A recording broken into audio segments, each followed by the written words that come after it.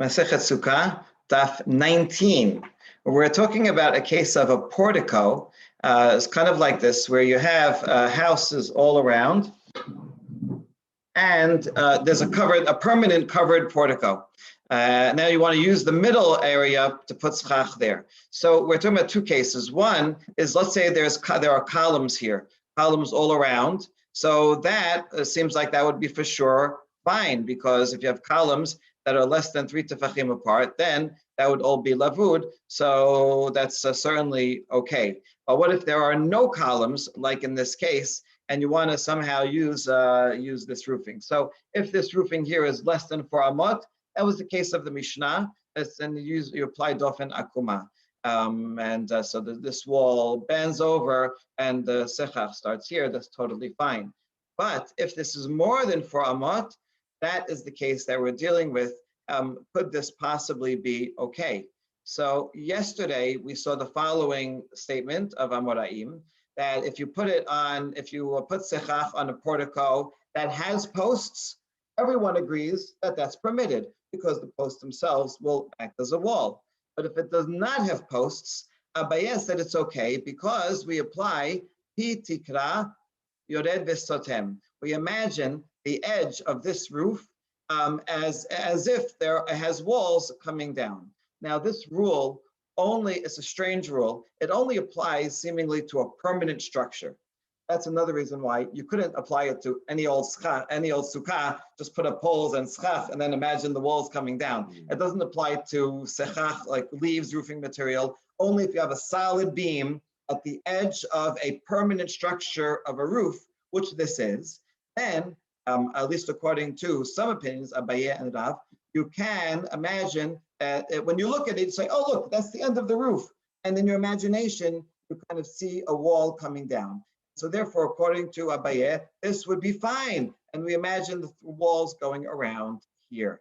And Rava disagreed and said, no, I don't have that rule. I don't think you can do that. Pitikra yored besotem.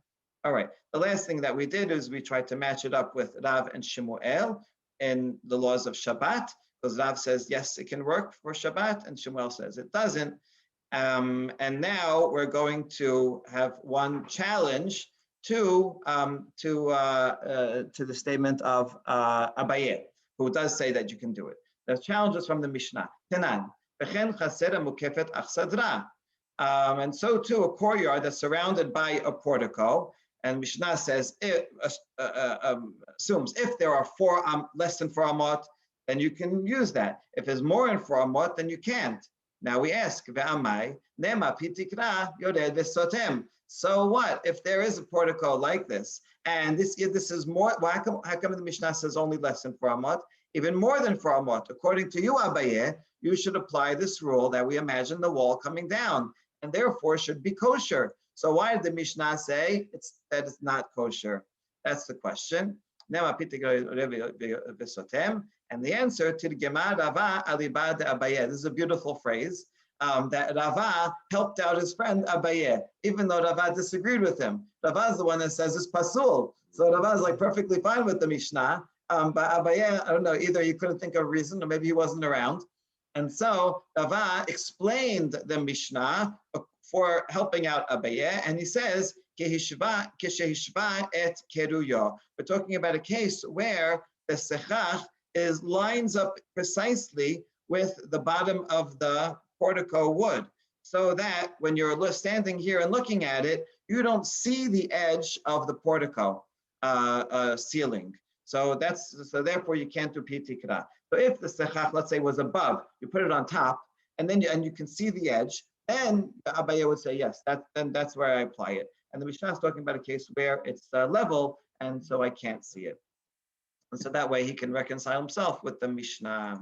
Okay, so that's very nice. This shows that, first of all, that Rava and Abaye were good friends, that they could help each other out, and also that a lot of what they're thinking about is theoretical. Like, they're each trying come up with a question. It's like, okay, you take one side, I'll take the other side, and that way we can best challenge ourselves and also come up with as many different possibilities as we can, and that makes Torah greater. Okay, all that we said just now is one version. All that was in the Yeshivan Surah, that's how they understood the machloket between Abaye and Rava, that they're talking about a case where the portico has no columns, and the question is, can you bring down the edge of the roof? However, in Pupadinta Matne, in the city of Pupadita, in the yeshiva there, before we had the Nahar De'ah, so now we introduced Pupadita. They had a different version altogether. So here's the version of Pupadita.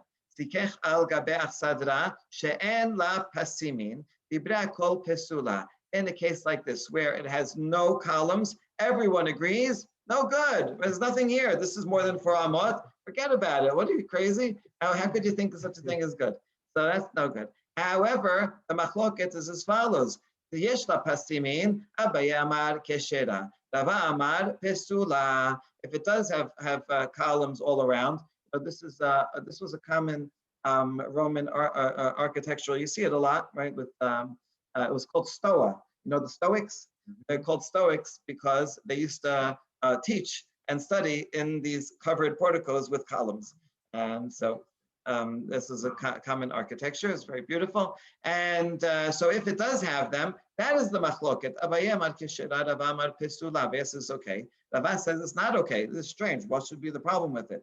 Abaye amar keshera, amrinan lavud. He has the principle of lavud, even though they are individual columns, but they're less than 3 tefachim apart. So we consider them all filled in. It's a perfectly good wall. Rava amar pesula, lo amrin lavud. This is very interesting. Rava does not have the principle of lavud. And so therefore you cannot fill them in, and therefore that's not good. So you see that this the version in Pupadita is much more stringent than the version of the machloket in Surah, right? Almost you wouldn't even have lavud. General halacha follows Rava. So if we followed this version, we would have to really have a lot of more solid walls in our sukkahs and be careful of spaces. We saw yesterday that one opinion doesn't say have lavud in the ceiling, in the middle of a ceiling. That also is difficult to make a sukkah like that without having any spaces. Okay, but luckily, hilchata kilishana kama. The Gemara adds that halacha is like the version in Surah. So therefore, if it has columns, totally fine according to everybody. We say lavud. The only question is if it has no columns, and you say that the ceiling comes down. Halacha there is that we do follow Rav in Hilchot Shabbat, so that if you have some kind of open portico, that you can imagine a wall coming down. So at least for one wall, you can use that, depending on the circumstances. However, I haven't seen this applied to a sukkah because Rava doesn't say it's okay, and generally halacha does follow Rava. So even though the principle is around in the Hilchot Shabbat, it will not apply, and sukkah most of the time is temporary structure and so on. So there's a lot of problems applying it to a sukkah. Okay, good. Now, new case. Rav Asher ashkache the Rav Kahana dekam misakech al gabe achsadra she'en la pasimin. Okay, we just established that this is a problem. You really can't make a sukkah in a portico area that has no columns.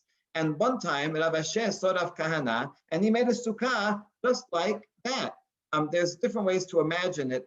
I like the drawing here is pretty simple to understand. So here's a portico that has no columns, and now he makes a sukkah with 1 wall, 2 walls. Imagine there is sachach on top, up here or on here. Okay, so there's no sachach here just so you can see it.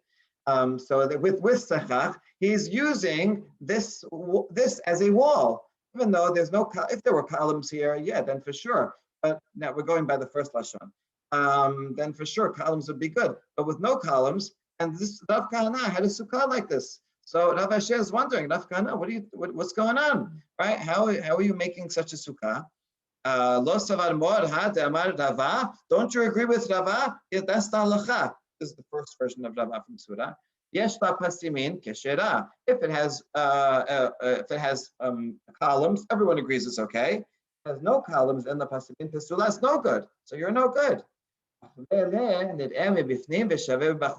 Kahana showed him, he used an architectural trick where there is actually a column that can be seen inside, but you can't see it outside. It's totally smooth outside. Or maybe, we're not sure exactly what the story is, or maybe it was seen from inside, but they couldn't see it outside. And that time they were standing outside.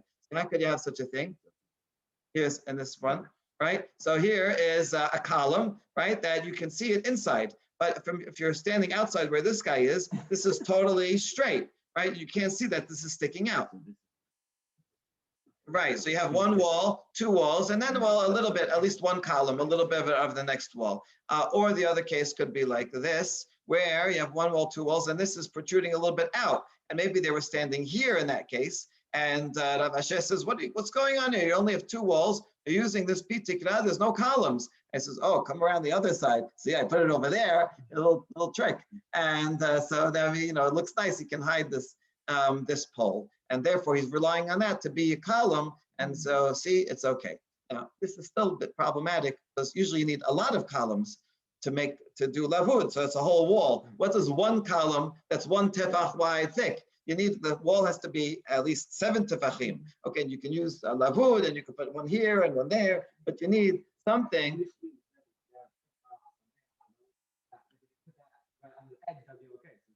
Oh, good. So this seems to be following some opinion that is not a non-standard opinion, that you can have put this here or maybe others say you are using the roof here in some sense, kind of like making a doorway, that this would be a column, and then because you have this column, that attracts your attention to the roof, and then you can somehow because somehow the columns work not only with lavud, but if you have a column and this roof, they join together to make a legal imaginary wall. Okay, so however this works, Rav Kana said, no, I'm okay with Rava. Rava would even agree here because I have this column, even though it's out of sight.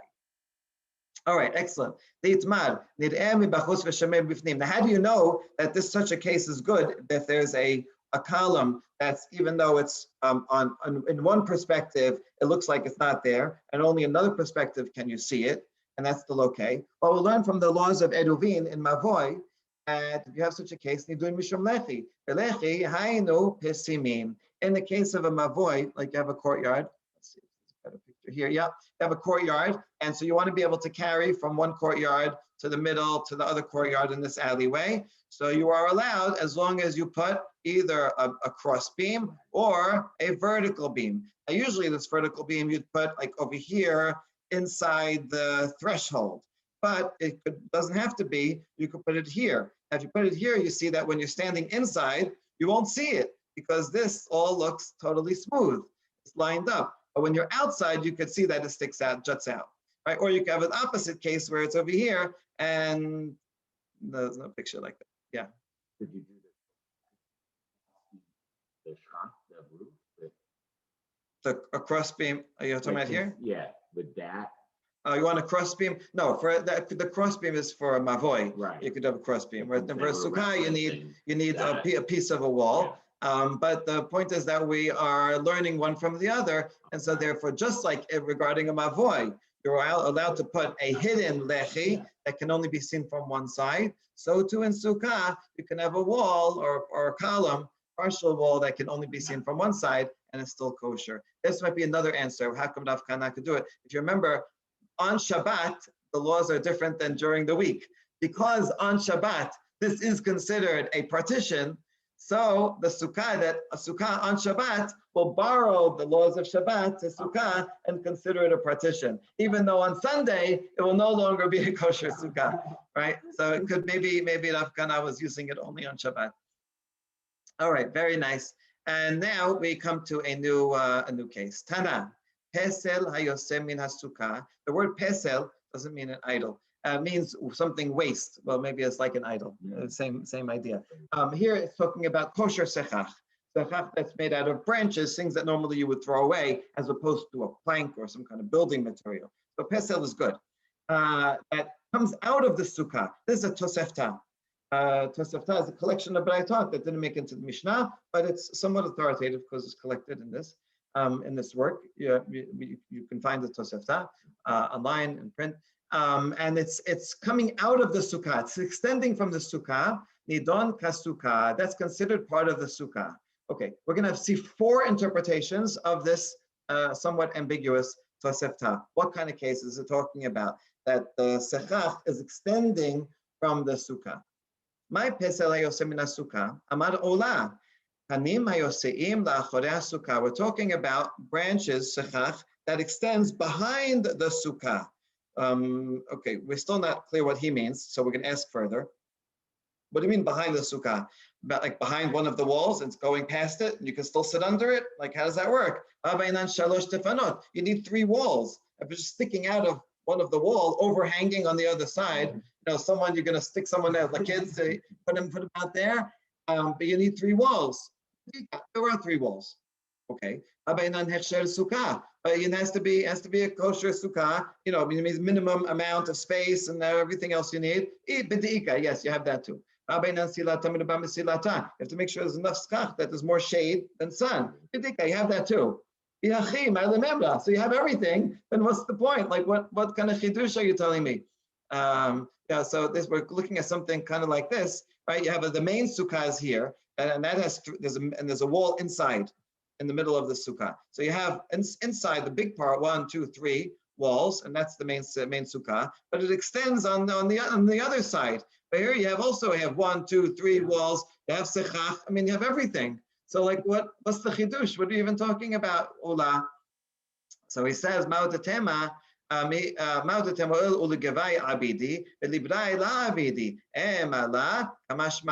might have thought that since this wall, I constructed it for this direction, for the inside of the main sukkah. So since I constructed it pointing in as a interior wall, therefore it cannot double as a wall for the external sukkah. I might have thought that you can only go in one direction, and therefore he comes to teach. The Tosefta comes to teach. Yes, you can use it in 2 directions. Look, we use it all the time. We use a wall of a house, even though it's meant for inside. We use it for outside. But maybe you'll say that's a permanent wall. Here, I'm just a flimsy wall that I'm putting up just for the sukkah. I might think it's only for inside. So yes, you can do it outside. Also, here's another picture. The same idea. You have a main sukkah here with a wall, and then you have another side. So this is an aerial view of the same thing, right? See that wall in between. Okay, so that is all answer number 1 of Ula. Now, answer number 2, when the Tosefta says the extended schach is okay, what is he talking about? Rabba, Rav Yosef, Amre Tarvaihu. They both agree on this answer. Acha bekanim hayosim lifnim min hasukah. We're talking about branches, sechach, that extends in front, not in back, in front of the sukkah where the opening is, and one of the walls extends further than the other. So look at this picture here, right? You have a kosher sukkah, 1, 2, 3 walls, but really most of the time you'd end the wall in the same place and just make a U shape. But here you have one wall that goes out further, and the sechach also goes out a little further. So if you're sitting in the middle here, you're under the sukkah, you only have 1 wall near you. So is that okay? He says yes, that's what it's talking about. Because you have a kosher sukkah here with 3 walls, this extension it continues the kosher part of it. I might have thought that over here I don't have a good sukkah, therefore it's fine.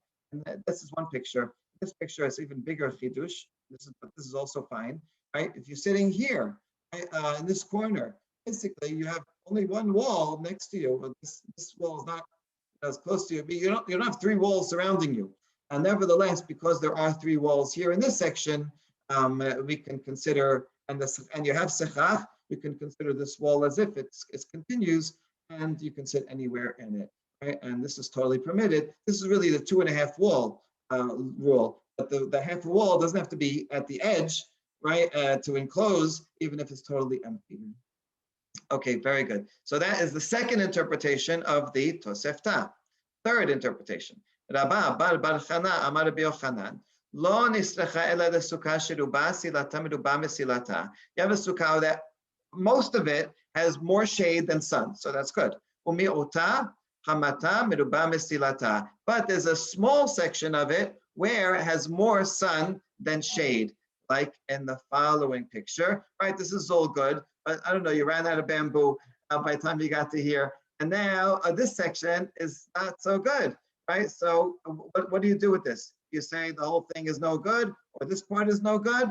So the chidush is that this extension of the sukkah, even though it's a problem of this sechach itself, is okay, because we can count the entirety And overall, there's more majority sun than shade, majority shade, more shade than sun. So even though this little section here has more sun, it's okay. We follow the whole thing. That's what it means, the extension. When the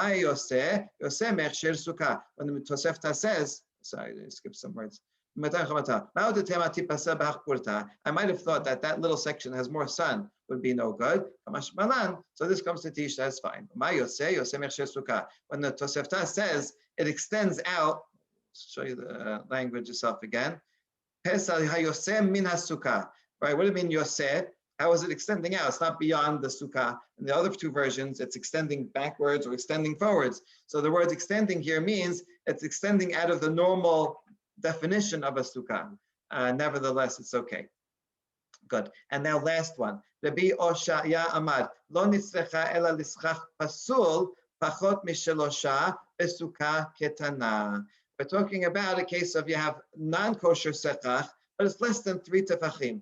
So you have a minimum sukkah, 7 by 7, and you have sechach pasul that's less than 3. That's okay, because you have to have majority of good sechach. So you have 4 of good sechach, and so less than 3 still allows you to have 4 of good sechach, and that is permitted.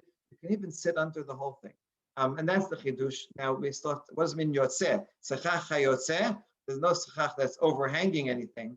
So how does this fit with the words of the Tosefta? So ma yotzeh mitorat sukkah means it extends past the boundary, the definition of a kosher sukkah. So even though it doesn't have 7 tefachim of good sechach, the whole thing, nevertheless, that's okay, and it's beyond definition. So it's more of a metaphorical extending. Now, question on that. This statement was said by Rabbi Oshaya. The question is from Rav Hoshaya, not to be confused. One is Rabbi from Eretz Yisrael. The one is Rav, means he's from Bavel. Atkif la Rav Hoshaya. Lo yehe ela avir. Avir pachot mishalosh tefachim besukah ketana mi pasle mi pasil. He's saying, what's your chidush? Oh, of course that would be fine. Even if it were empty space less than 3 tefachim, you consider it all lavud. There's nothing there. So, and you're talking about unkosher sechach, which is better than empty space. So for sure, like, why would you need a Tosefta to come and teach me this? Even empty space and in a minimum size sukkah is permitted.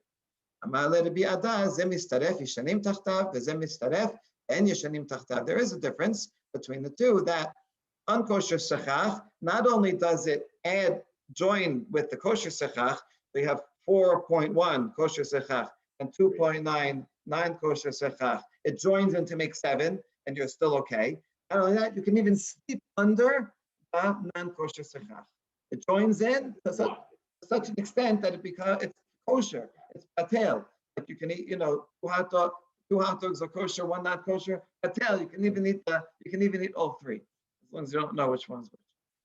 Whereas when you have empty space and it joins together, but you can't sleep under the empty space. So that's another way that empty space is worse than non-kosher sechach. So that's the chidush of the Tosefta. Yes, of course it's a kosher sukkah. The chidush is you can even that extension, you consider it an extension of the rest. If that's what he meant by extension.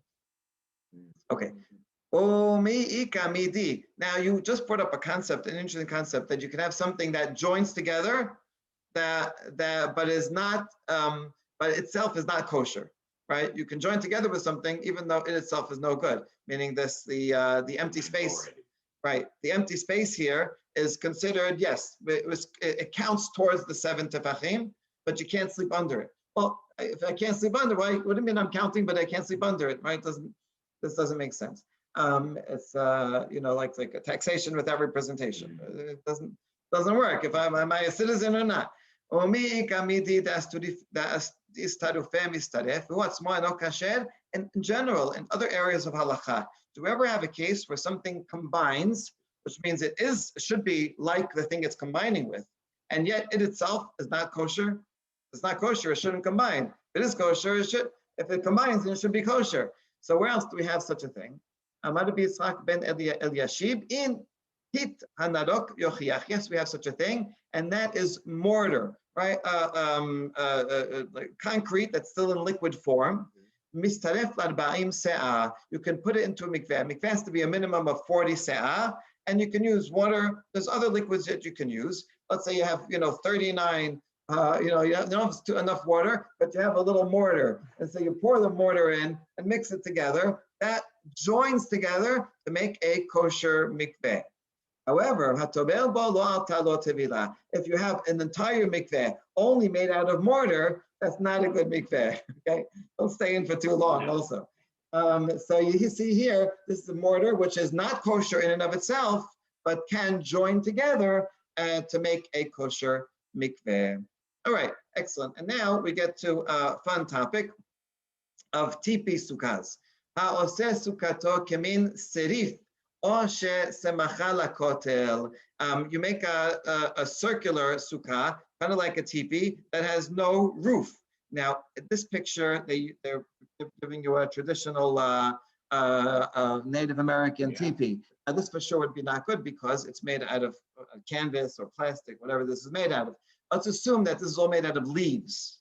Okay, so that's what we're talking about. I mean, it has no sechach at all, for sure not. The question is, when there's no distinction between the walls and the roof because it doesn't bend, all right? There's no vertical and horizontal part. So do you have to have a distinction? You have to have walls and you have to have a roof, or it can go be on one incline and totally be fine. So this would be one case if it's round, or another case, or serif could be also like this, or another case is if you take a mat and you lean it against the wall.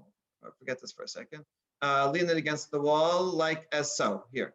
Okay, so you take some grass, lean against the wall, and you want to go under it. And let's assume that this is big enough that you could have 10 high and 7 wide at some point, right? I'll say the point in the middle here was be 10 off the ground, still 7 off. So it's big enough, right? But it just doesn't bend in the middle. And is that okay? That is machloket. Rabbi Eliezer posel mipnei lo gag. Rabbi says no good. There's no seeable. There's no place where I can see a roof. There's no distinction between the walls and the roof, and you have to have a roof. Chachamim say it's fine, right? It's okay. You have one section. You'll just call that the wall. The other section, you have enough space inside that would be the size of a minimum sukkah. So you don't have to have a distinction between wall and roof. Okay, so that's a pretty fundamental machloket. What we're going to see in the following Gemara is something very interesting. We're going to switch the shitot because right now we follow Chachamim, right? So according to this would be kosher. Okay, but we're going to do a switcheroo. Watch how we do it. Tana, modeh Rabbi Eliezer, shemigbiya min hakarka tefach o shifliga min hakotel tefach sheikeshera. Rabbi Eliezer, who says this case is no good. However, if you just add a little modification and take one vertical board and put it under, and it's okay. Yeah, but it's on the floor, a floor beam. How is this better? Well, because you have this one tefach on the bottom, now you have an ohel. That is a wall. Even though this wall is not 10 tefachim high, that's okay. You just have to show that I have a wall, and now the wall is going to bend a bit. That's okay too. And that will bend up to a height of 10 tefachim from the ground. And then from then on, it will be the roof. So as long as I have some semblance of a wall, I can consider the rest of it a roof. Or I can do another thing. Now, it's good we have lots of pictures. I can do this also. I can take just some kind of beam, put it here, even if it's empty space. It doesn't have to be kosher sechach. I could use lavud here. But the point is I made a shape of a roof, and I could join to this some of what over here, and that will be the kosher sechach. And at some point later on, that will be considered wall. But it's totally fine because I need a shape of a wall or a shape of a roof, even if it's not kosher sechach. And then everyone would agree that this is permitted. Okay, so that's now by understanding that, we understand the essence of what they're talking about. Okay, good. Now, what is the reason for Rabbanan who say it's okay? Because they say an incline of a tent is like a tent. Even if you have a tent that's only all an incline, like in this picture. Oh, here they put them on stilts already, right? But imagine that it's on the floor. So even if you just have a tent with no top, right, and no sides, it's still considered an ohel, it's still considered a tent, and therefore it would be a good sukkah. You don't need a distinction between roof and walls. That's what Rabbanan say. Now, this is good for make a kosher sukkah. It could also actually hurt the other way around. Let's say you're in a regular sukkah and you're in a canopy bed. Remember the canopy beds, right? That the brides used to use. That it's made out of canvas, right? And it has no roof. So if you follow Rabbanan here, even if you have no roof, it's still a tent, and now you're no good because you're under your own tent and not in the sukkah. If you follow the other opinion, it'd be Eliezer here that says it's not a tent, then it's okay because it's like a blanket and you're still in the sukkah. So each opinion has a chumrah and a kula, and that's precisely what's going to happen in the next story. Abaye ashkache l'Rav Yosef. So Abaye saw Rav Yosef, and Rav Yosef was lying down, sleeping in a bridal canopy in a sukkah, and a bridal canopy that has no roof. Okay. And Amar le Keman apparently this is you're considering what you're doing kosher. So you're considering the tent that you're sitting in to be not a tent because it has no roof, and therefore you think that you're sitting in a sukkah. Whose opinion are you following? Seems that you're following the Eliezer in our Mishnah, because the Eliezer says, in our Mishnah says, you can make a whole sukkah out of like a tent because it is that you cannot. The Eliezer says you cannot because it's not considered a tent. You need a roof in order to have a sukkah. If it's a tent, if it's only comes to a point and there's no roof, it's not considered a roof. So you must be following the Eliezer because you're sitting in this bridal canopy that has no roof and not considering it a tent. So how could you do that? How can you follow a minority opinion? Shabat Rabbanan, va'abadet kerebi Eliezer. You're leaving the majority of sages and following only a minority opinion. Amaleh, baraita pechatane. Oh, I learned a baraita, and that baraita is the opposite of the Mishnah. It's very interesting. Sometimes there's a baraita. We see this. We see Tosefta and the Mishnah. You compare them, and the opinions are switched. How could it be? Right? Did they just forget who said which? It happens many times, so it could happen that they forget. Other times, however, it's on purpose, and the Geonim point this out that the baraita might reflect the original, but Rabbi Yehuda Nasi wants to teach you a halacha.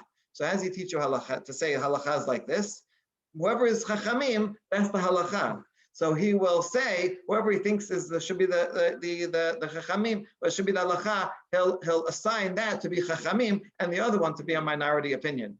Okay, so sometimes it's code language. When you look in the Baraita, then you can actually see originally it was the opposite. However, sometimes the Gemara doesn't agree with Rabbi Yehuda Nasi's opinion that should be the halacha, and they want it to be switched again. So you know what they do? They revive the Baraita and say, hold on, in the original Baraita that wasn't chachamim. So this is a very interesting way because once Rabbi Yehuda Nasi published the Mishnah, that's it. It was the authoritative document. Nobody could come and say, I disagree with the Mishnah. You can't disagree with it. But what you can do is reinterpret it, right? And say, what you said, Chachamim, is really a minority opinion. And if you have the basis of a Baraita to prove it, then you can change the halacha, change the legal determination that Rabbi Yehuda Nasi said. That's exactly what's going to happen here. Amale, Baraita ipechatani. I have an opposite Baraita. This is all Rav Yosef talking. He's the one that was sleeping in there.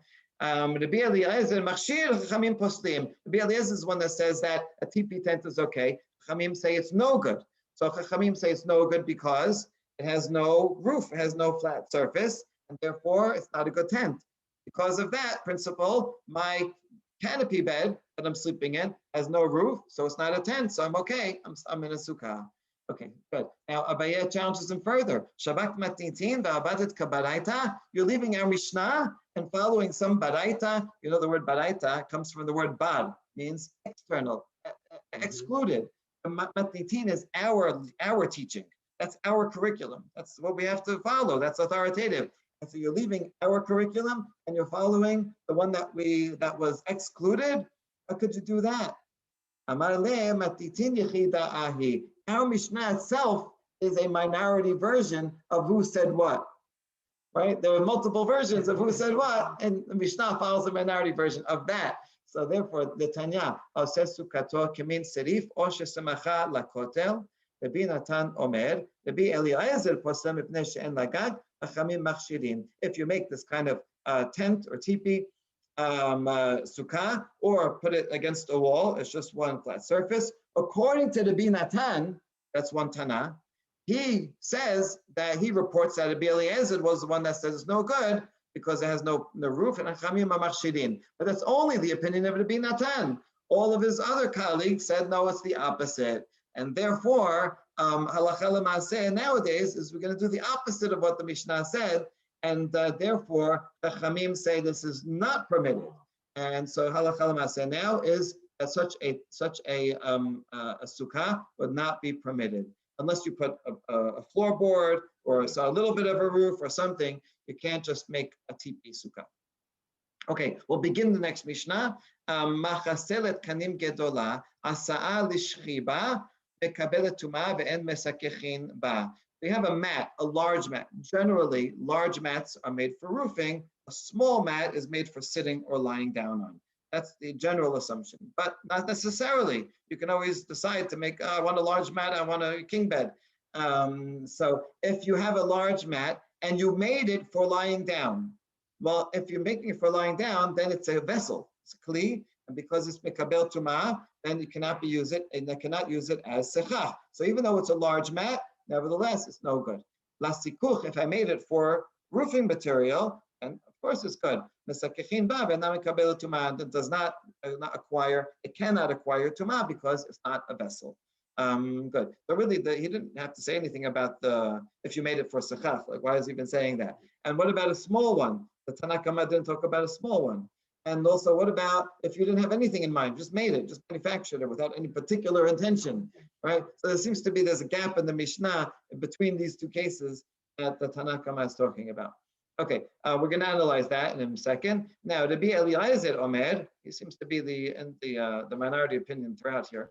And he says, Achat ketana v'achat gedola. Size doesn't matter. All that matters is intention. If you had in mind to sleep on it, then it is mekabel tumah, big or small.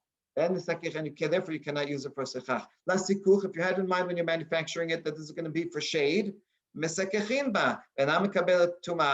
you can use it for shade, for sechach, and it's not a vessel, it's not mekabel tumah. And it doesn't matter whether it's big or small, right? It makes no difference to the size. Okay, good. So now let's analyze just the first today, and we'll leave it to Eliezer for tomorrow. Gufa kashya. The two clauses in Tanna Kama seem to contradict each other. Amart asa lishchiba mekabelet tumah ben mesakechin ba. At first you said if you made it with intention for sleeping on, then it's a vessel and you cannot use it. So it sounds like the only reason why it's a problem is because you specifically had intention to sleep on it. But if you had zero intention, just stam, then it would be good, right? It's because it's big. So usually, if you make it big, it's for shade. Fine. That's the implication of the first phrase. But the second phrase says l'sikuch mesakechin ba ve'ena mekabelet tumah. If you specifically have intention to use this mat for shade, then it's okay, and it's not a vessel. But that's only because you specifically had in mind. But that would mean if you had no specific intention, then you assume that it's for lying down, and it's not good. So we have a contradiction between the first two because they talk about extreme cases and they don't talk about the middle case. So the middle case is stuck. So what are we going to do about that? We have to kind of add in a word of explanation in the middle and say the first phrase is talking about a big mat. The second phrase is talking about a small mat. And as follows: a big mat, stam, if you don't say anything, it's going to be okay. However, a big mat that you specifically make for lying down on, well, then it's no good because now you made it into a vessel. On the other hand, a small mat, Mishnah doesn't say a small mat, but we're interpreting it as such. A small mat that you make for roofing material, that's okay, even though it's a small mat, and usually you sleep on it. If you undo that understanding, that's okay. If you have no understanding at all, then it's permitted. Then it's no good. Right? A small mat that you have stam. Let me review, right? If you have no specific intention and it's big, then it's roofing material. If it's small, then it's sleeping What about the material. designation between small and large? Oh, how big? Diameters, It would be the size of a person, a mattress size, army mattress size, right? And so therefore, we explained the two phrases of Tanakama. But we're going to see that Rabbi Eliezer also has two phrases, and we're going to ask the same question about Rabbi Eliezer tomorrow. Baruch Adonai Olam, amen, amen.